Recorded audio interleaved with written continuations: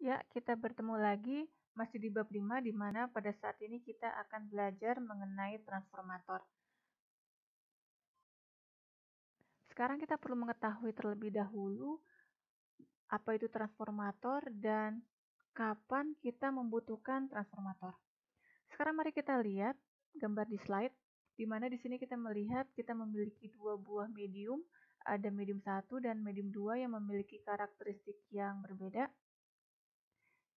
Jika pada medium 1 terdapat gelombang datang yang merambat ke arah sumbu Z positif, maka gelombang ini akan menumbuk perbatasan, dan telah kita ketahui dari video-video sebelumnya, perbatasan akan terjadi pantulan dan juga penerusan gelombang, seperti yang kita lihat pada gambar.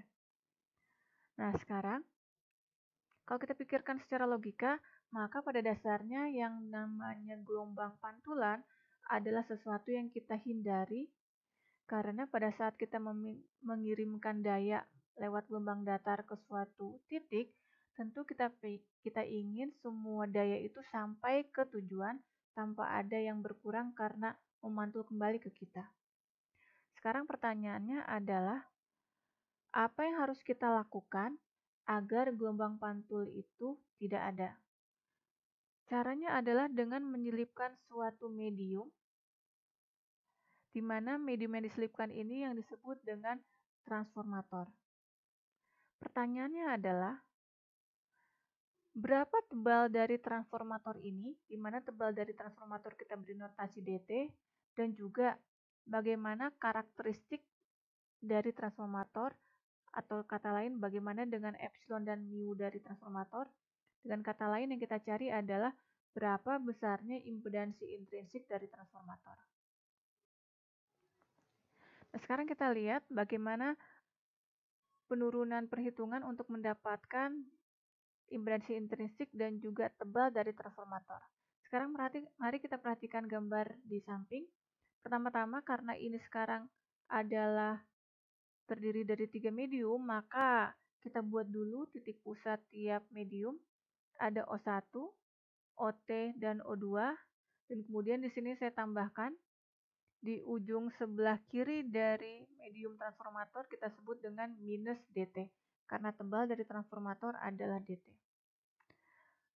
Sekarang kita bekerja dari medium yang paling akhir, yaitu daerah 2, di mana kita tahu bahwa impedansi medan total di titik O2 sama dengan eta 2. Dengan menggunakan sifat dari Z-topi Z yang kontinu di perbatasan, maka Z-topi di titik OT sama dengan Z-topi di titik O2, yaitu sama dengan eta 2. Langkah selanjutnya, yang kita hitung adalah koefisien refleksi di titik OT dengan menggunakan persamaan yang ada pada slide. Dengan melakukan substitusi Z-topi OT dengan eta 2, kita akan mendapatkan persamaan ini. Langkah berikutnya, kita hitung berapa besarnya koefisien refleksi di titik minus dt dengan menggunakan rumus yang ada di slide. Dan dengan melakukan substitusi gamma topi OT dengan eta 2 minus eta T dibagi eta 2 tambah eta T, akan kita dapatkan persamaan seperti ini. Selanjutnya, yang kita hitung adalah impedansi medan total di titik minus dt dengan menggunakan persamaan yang kita lihat pada slide. Lalu kita lakukan substitusi besarnya koefisien refleksi di titik minus dt, akan kita dapatkan gambar seperti ini. Nah, sekarang setelah kita mengetahui berapa besarnya Z-topi di titik minus dt, kita tidak bisa menghitung berapa besarnya Z-topi walaupun kita mempunyai persamaannya. Kenapa?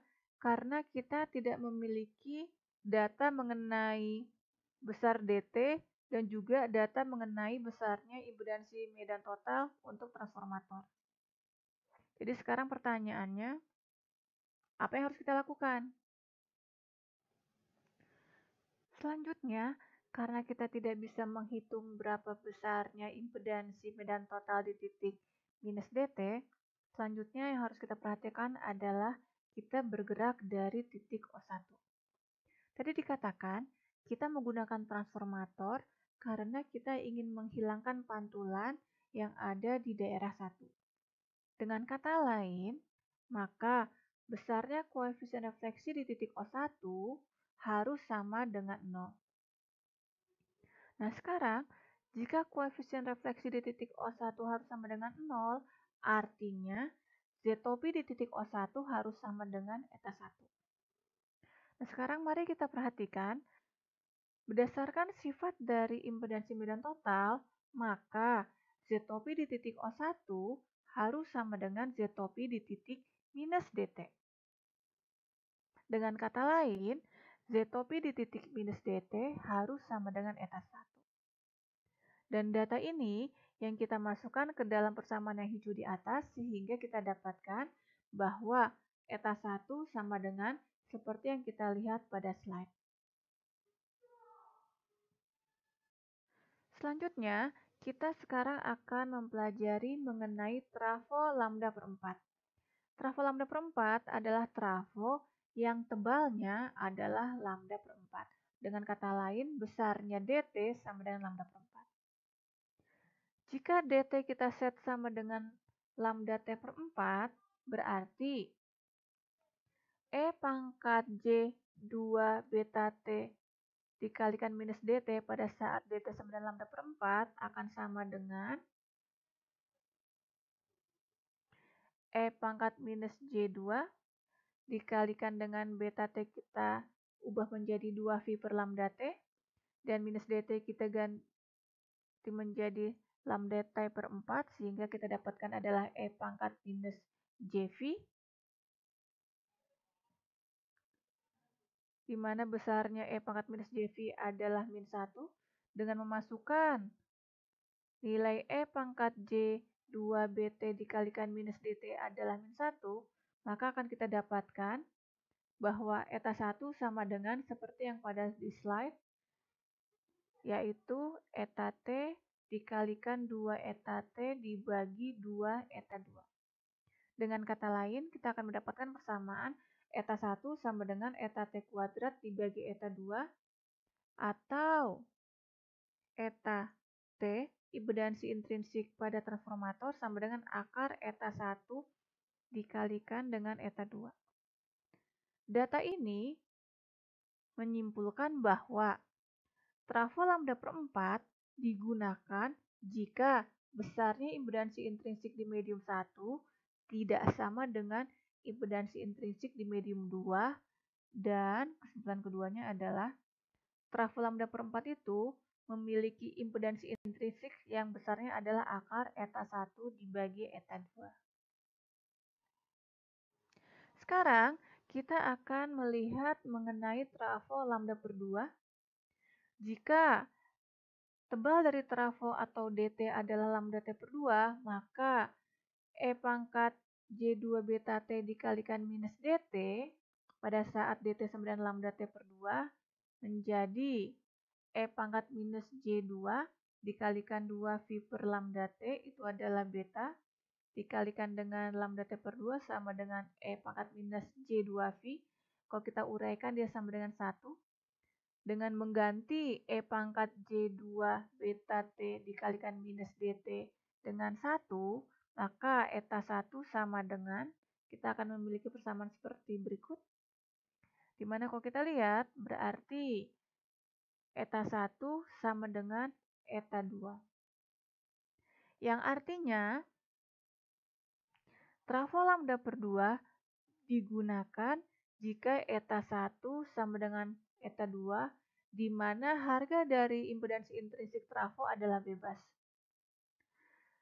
Jika eta 1 sama dengan eta 2, berarti mediumnya sama. Sekarang timbul pertanyaan, jika medium sama, untuk apa digunakan transformator?